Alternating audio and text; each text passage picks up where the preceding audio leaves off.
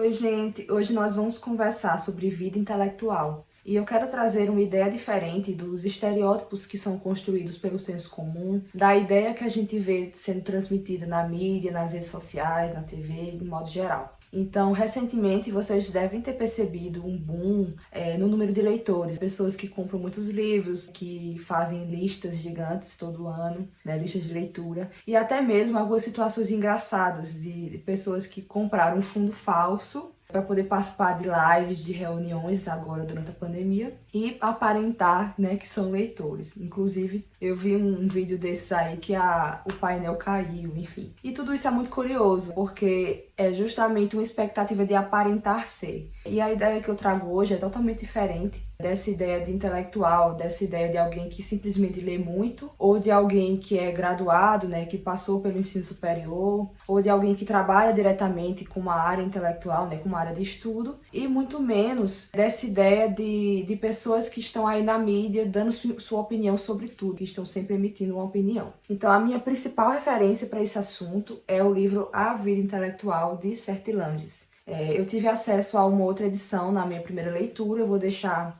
aqui, né, a edição para vocês conhecerem.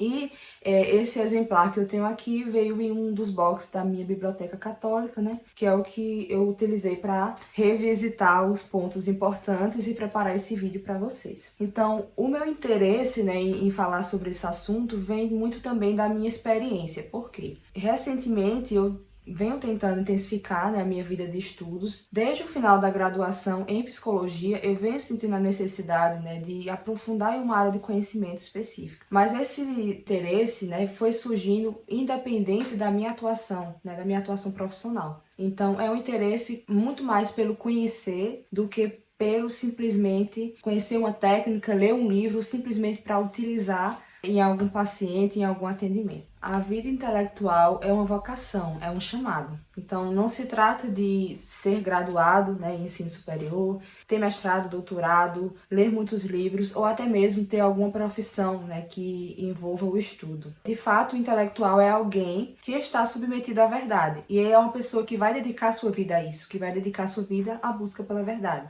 Lógico que ele vai precisar fazer escolhas, porque a gente não consegue conhecer tudo. Então, vai precisar escolher as áreas de conhecimento, as áreas de interesse e se dedicar àquilo. E esse é um trabalho que eu vou fazer independente das minhas outras obrigações. Por exemplo, eu sou psicóloga.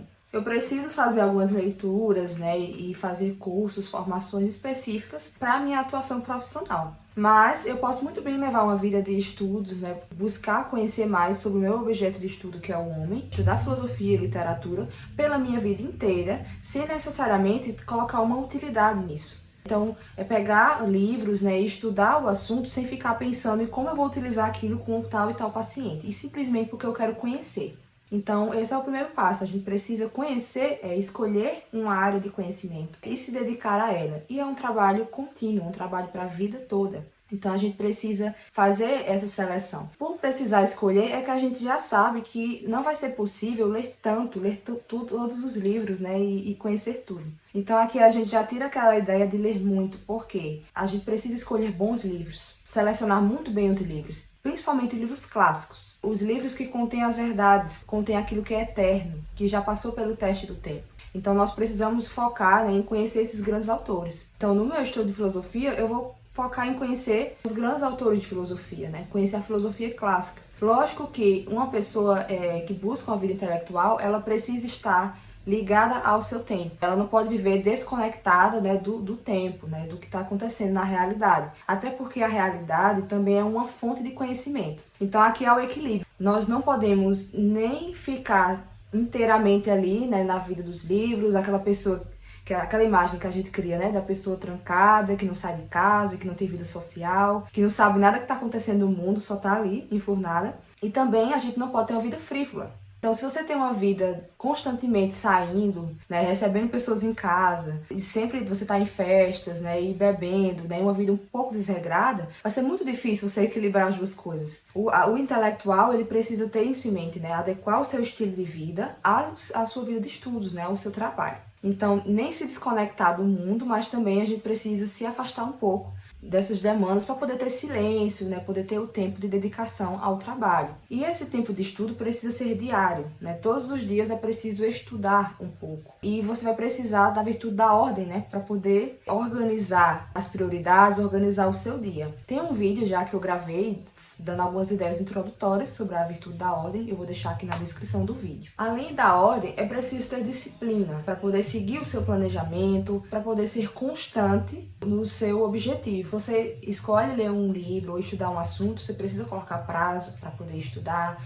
Você precisa ter método também e não somente ler de forma aleatória. Então, é preciso método e encarar isso como um trabalho. Seth Landis enfatiza também o cuidado com o corpo, porque se nós não tivermos uma boa saúde, dificilmente conseguiremos uma vida intelectual produtiva. Então, ele fala sobre a alimentação, sobre a importância de movimentar o corpo, né, de fazer atividade física, de evitar os excessos, né, os vícios. Aqui já entra a virtude da temperança e o contato com a natureza. Então, você não precisa ser uma pessoa isolada, só precisa escolher com critério os tipos de entretenimento e as suas companhias. Você também não precisa trabalhar em uma profissão que esteja diretamente ligada à vida de estudos, à vida intelectual. Você pode ter uma profissão de trabalhos manuais, por exemplo, e ainda assim ter uma vida de estudos, desde que você separe um tempo todos os dias para isso e que você use esse tempo evitando as distrações e se dedicando com muito fervor. E que você faça isso constantemente, que você faça disso um estilo de vida. Não tente abarcar tudo, então seja criterioso com o que vai estudar, com o que vai ler e faça tudo muito bem feito. Não adianta ler o livro rápido, né, sem tomar notas e sem ler com método, como eu já falei anteriormente. E para finalizar, nós não precisamos ser deslocados do mundo, né? A vida de estudos, uma vida intelectual, precisa modificar, melhorar o nosso caráter e nos dar uma visão mais próxima, mais apurada da realidade, e não o contrário.